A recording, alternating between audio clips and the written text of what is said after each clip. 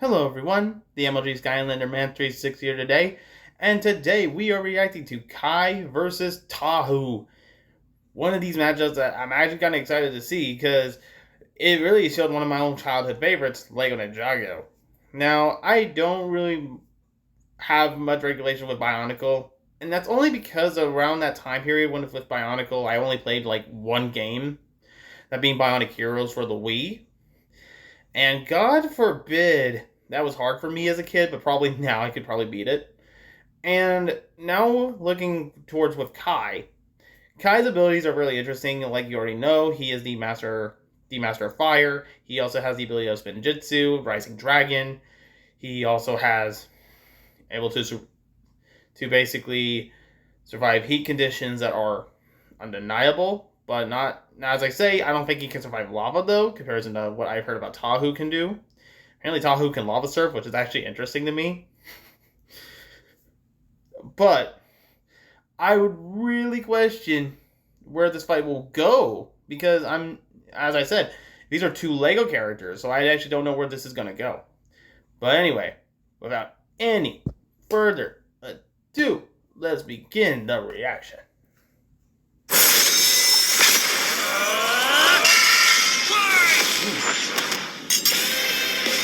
Kai versus Tahu. Who wins in an all-out brawl between Ninjago and Bionicle? He's Wiz and I'm Boomstick. And it's our job to analyze their weapons, armor, and skills to find out who would win a death battle.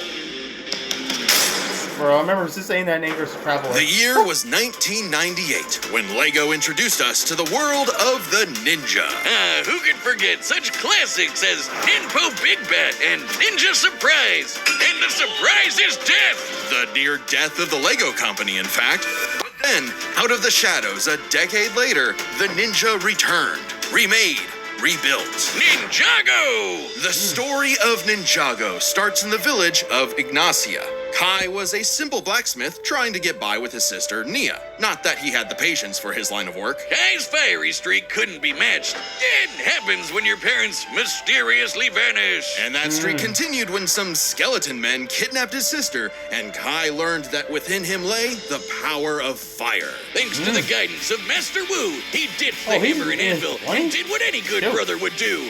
Become a ninja! And after some intense training and a bit of spilled tea, Kai mastered the special technique of spin jitsu. Look at him go! He's like a living Beyblade! Well, it's actually a precise use of perfect balance to deliver dozens of focused strikes in rapid. Yeah, tornado ninja, got it. He can fly, pull in foes, and summon his elemental power all around. And you know what that is. Fire!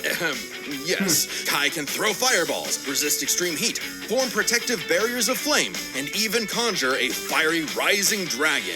Basically shifting his spinjitzu into a more powerful draconic form. So Kai teamed up with Master Wu's other students, Jay, Cole, and Zane, to make a team of teenage ninjas. The Lego kind, not the turtle kind. On a mission to gather the 4 golden weapons and defeat the evil Lord Garmadon. Oh my Lord. He's the one who kidnapped Kai's sis. But hey, I've seen the Lego movie. This should be easy. He's a Lego mini guy. If he gets cut up, he just pops back together. Nope. No. Ninjago treats their characters like actual people, not Lego pieces. Except for in the movie, but that's part of the Lego movie continuity, not Ninjago itself. Ha! I am so glad they brought that up. Because that is so confusing to me. Because Oh, so Kai can take a hit, but he's not putting himself back together like everything is awesome.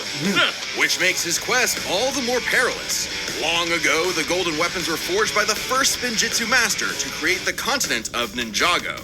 Kai eventually gained the golden sword of fire, through which he can channel his elemental power.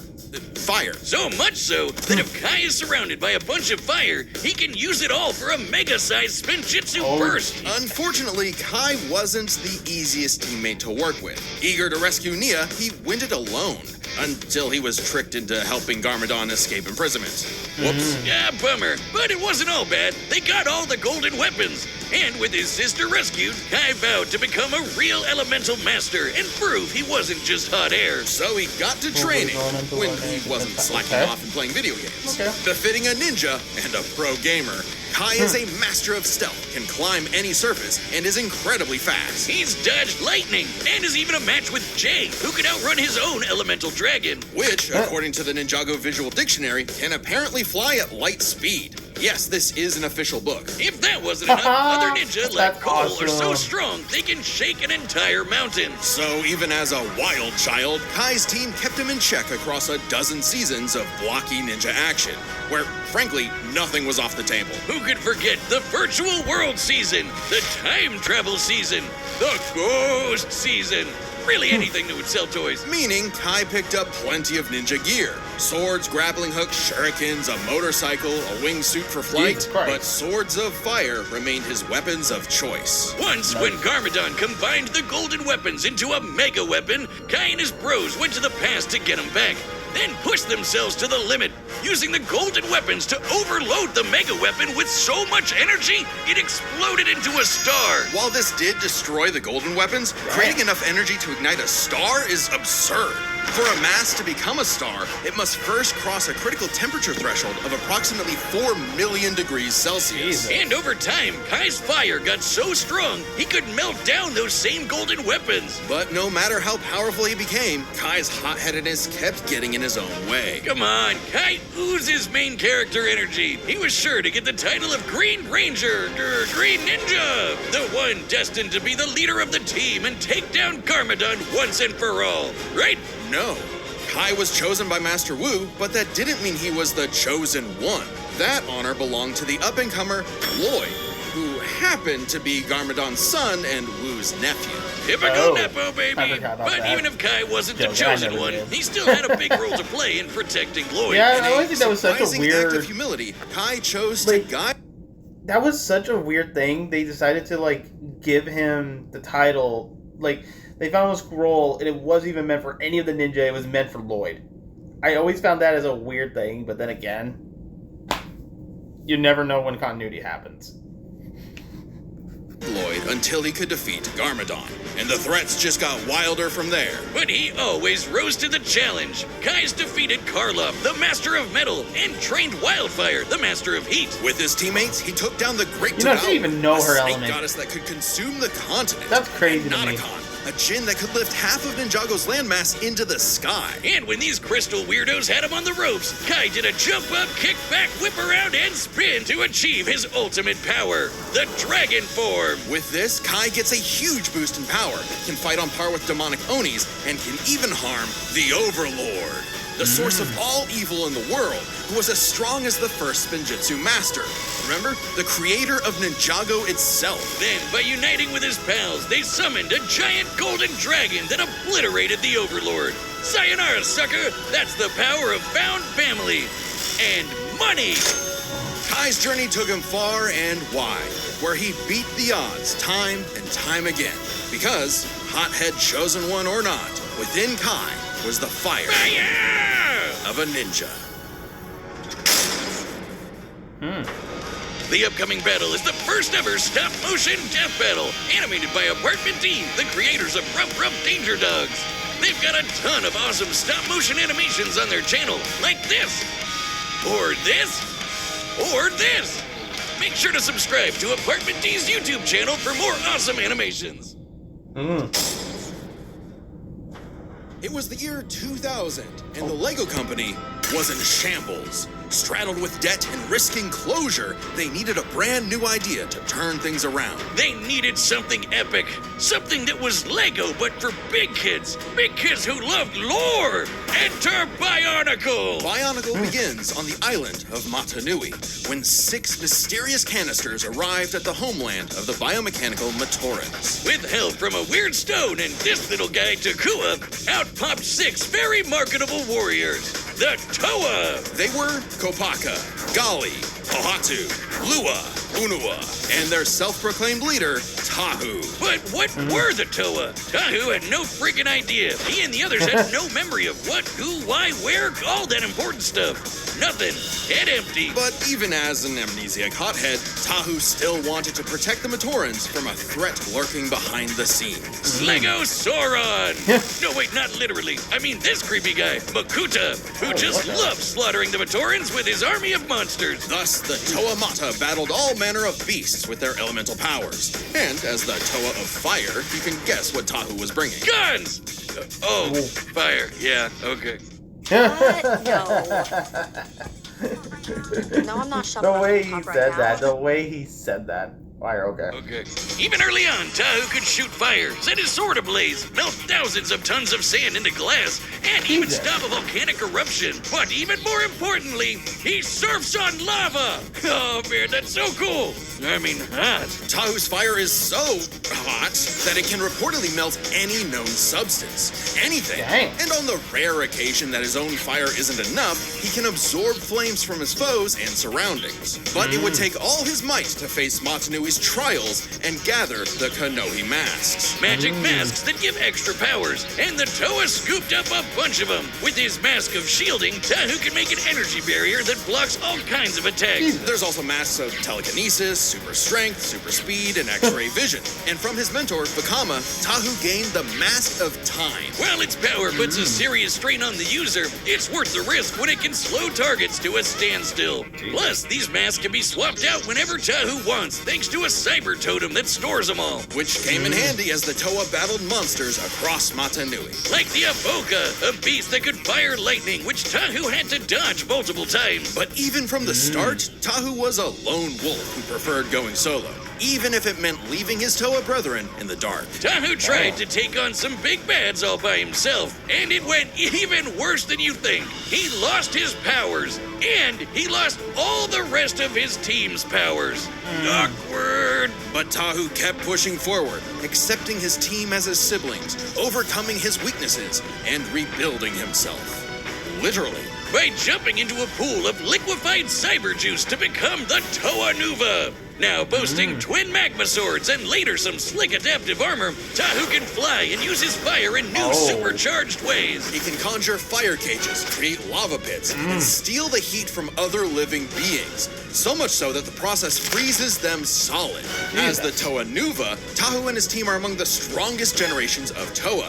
Just as mighty as a much later iteration, the Toa Inaika. Who defeated Umbra, a living beam of light. It was tough, but with some clever thinking and a mirror trap, they used Umbra's own super speed against him. But perhaps Tahu's most impressive ability is the Forbidden Technique. The move no Toa wants to use, because the absolute annihilation that it causes is unforgivable. The Nova Blast. Using all of his elemental energy at once, Tahu can unleash a blast so powerful that it can potentially destroy all of Matanui. Not Matanui the island. That's Oh no, crazy. Matanui Like- is also the planet. And not just any planet, but a living celestial being that became a planet. Oh boy, here we go. If you think stuff like Warhammer and Elder Scrolls have too much lore, you're not ready for Bionicle lore. Don't even get me started on the shattering of Sphere's magma and the betrayal of the League of Six Kingdoms and... But more than any physical power, Tahu was learning that a good leader isn't just one who leads, but is willing to be led. And so, he faced Matanui's final trial, the Mask of Light. The legendary Toa of Light was destined to defeat Makuta and save Matanui. It's obviously gonna be main character Tahu, right?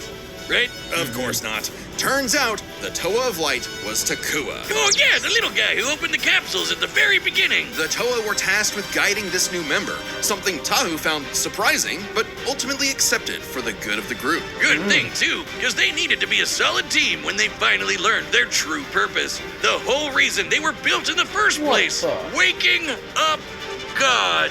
Long ago, the What great in spirit the Matanui world? charted the depths of space until the Makuta pteradax poisoned Matanui No. like a cancer. Tahu and the Toa were meant to act like white blood cells, protecting the heart of Matanui and, should he fall, resurrect him. Yeah, Makuta Matata's whole plan Right. was to amass an army, hijack Robo-Planet Matanui, and rule the universe. And he actually pulled it off. But Tahu and his team were ready to fight back. with every generation of Toa joining together to reawaken Matanui. Then, alongside the Toa of Light, Tahu went on an epic quest for his final toy variant. Upgrade. The Golden Armor. Screw you, Takua. He's getting a gold mask anyway. This armor not only increases Tahu's own power by several hundred magnitudes, but also absorbs the powers of those it defeats for Tahu to use. Just in time for all the Toa to come together for the final battle of good versus evil. Matanui versus Makuta Pterodax. Giant Planet Mech versus Giant Planet Mech. Oh man, that's awesome. With his new armor, Tahu annihilated Makuta's forces, destroying the slug-like Krata and taking their powers, like heat vision, quick healing, teleportation, improved accuracy, and disintegration. And giving Matanui the chance to strike down Makuta for good. Lego God was pretty spent though. But before he took a well-deserved nap, he trusted his final message and the new world to Tahu. I guess he really is the main character. Tahu led the way for the Toa, Matorans, and all the other peoples to create a new world. One for all Toa to see, shoulder to shoulder, united in duty and bound in destiny. For that is the way of the Bionicle. Alright. The battle's about to start, and this time it's sponsored by us. And how does that work? Because you can check out even more Death Battle on our website, deathbattle.gg.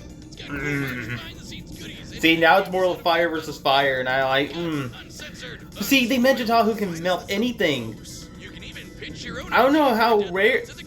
He can even take away Kai's... See, that's the problem. Though I don't know how that works, because it's Kai the Master of Fire. But, then again, we're talking about the mask, and including the fact that Spinjitzu here. I'm joking. There's got to be more. But we'll see. We'll see. I hate you. Starting my MBA this fall while running my food creator account, so I can.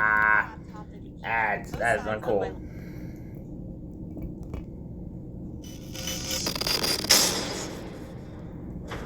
All right, the combatants are set, and we've run the data through all possibilities. Oh my god, that was like an old Lego battle game. Hello? Oh. Okay. Okay. To be in the fight.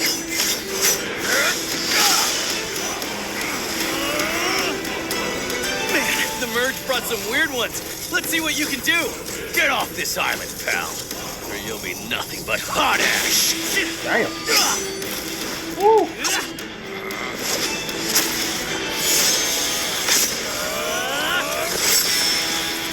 Uh-oh. Spinjitzu!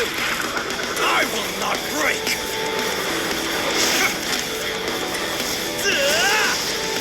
Oh, crap. Another master of fire, huh? Why is it always me? Oh, Jesus.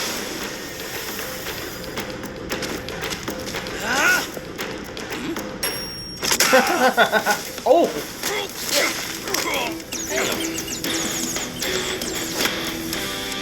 Time to heat things up. Ninja, go! Rising Dragon. Already? Whoa.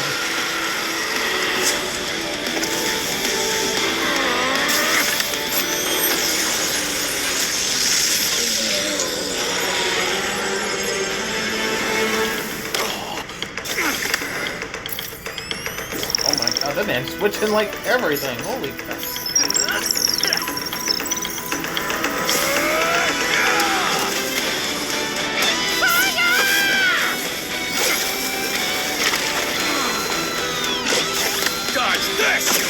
Oh, he got speed! Oh, shit!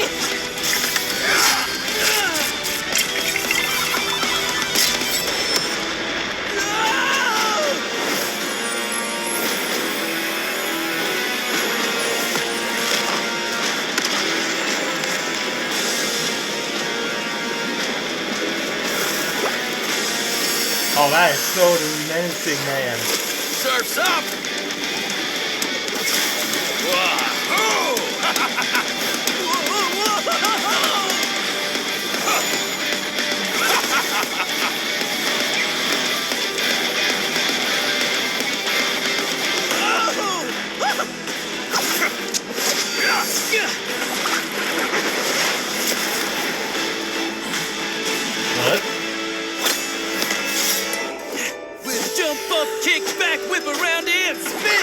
That's the way of the ninja! Oh, shoot.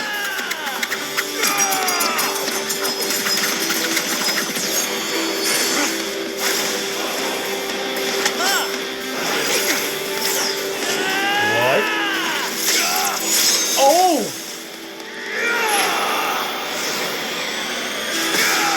Sword armor. United in duty. Bound in destiny. Dang. This is the way of the Bionicle!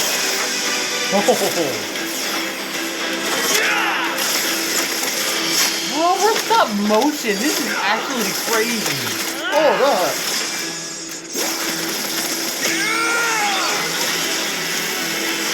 Oh, bro.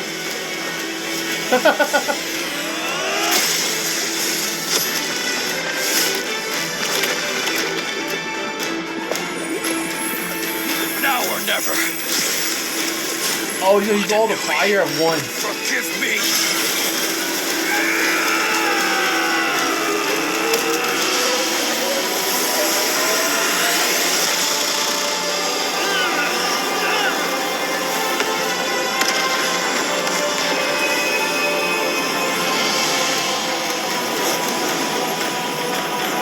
First time for everything. Full power. Ninja go! Oh, snap! Supernova versus this?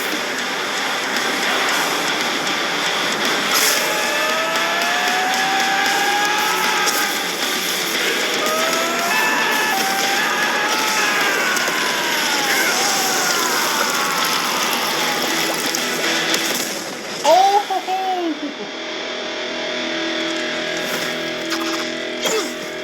Damn! Guess I was too hot for him. Oh, yeah. Damn. KO! No, wait, that figure was banned! This match was not an easy call. Let's build this set by examining their speed, arsenal, and power. First up, speed.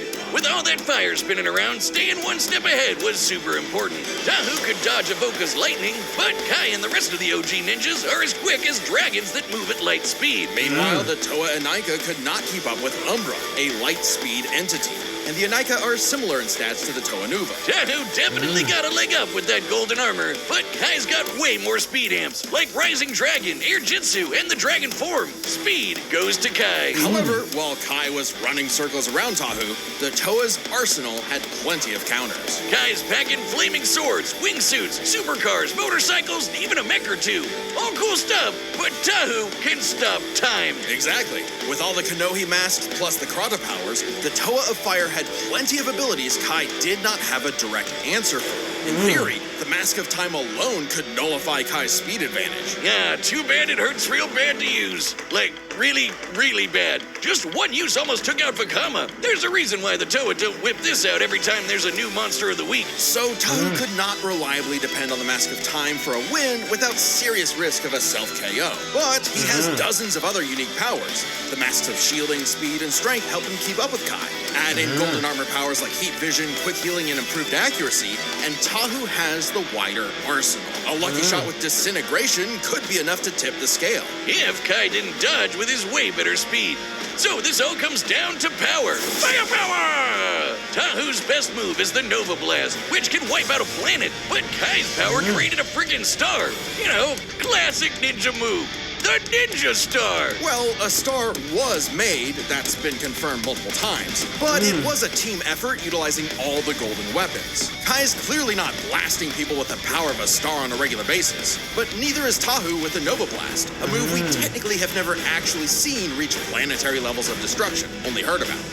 The Toa usually battle monsters that can break mountains, like the Borak, while Kai and Co fight foes who tear apart the entire continent of Ninjago. It's not like Tahu was throwing throwing hands with Super Mecha Makuta, that was about Nui's job. Still, the Star and Nova Blasts are their absolute peaks. A star's gravitational binding energy far exceeds that of a planet's. Even dividing it between the 4 weapons vastly exceeds any of Tahu's best showings. And hey, Kai's still the one who lit the fire. His own flame can melt the golden weapons, and even this official guidebook confirms they've got the combined power of a star. That's right, Ninjago's got that epic lore too. Furthermore, Tahu's fire can reportedly melt any known substance. Giving benefit of the doubt and taking this literally, the material with the highest known melting point in the universe is tantalum hafnium carbide, an extremely rare compound that NASA likes to test rockets with because it doesn't melt until around 4,000 degrees Celsius. Extremely impressive. Yeah, but when you're talking stars, melting point kinda goes out the window. Indeed, initiating stellar fusion requires temperatures in excess of 4 million degrees. Far higher than anything Tahu has generated or survived. Certainly capable of overwhelming him, even with all his defenses. So, the Red Ninja is bringing in a whole lot more firepower. While it's possible Tahu's wider arsenal could land a victory, Kai's significant advantages in speed and power means he wins this more often than not. Kai took fire to a whole new level, and Tahu just had to let go. The winner is the Red Ninja, Kai. Next time on Death Battle. Gerald? You do it, bro. Oh, I know why. Subscribe and join as a member to see more That's Death Battle. crazy. Thanks for watching. Wasn't this a season? Wait, wasn't this a season 3 episode? Oh, so they're doing a rematch. Okay, I see you. I see you. Ooh. But now that means I gotta watch Shadow vs. Mewtwo before this episode. Dang it! And I'm still not even halfway done with season 2. Oh no! And I'm not gonna skip over season 2. But that's just me. But now that I think about it, wouldn't this be... Because on my playlist, wouldn't this be Shadow's like 4th time now? Oh shit, hold up. Wait a minute. He gets a 4th time. This time it's a rematch though. Ooh.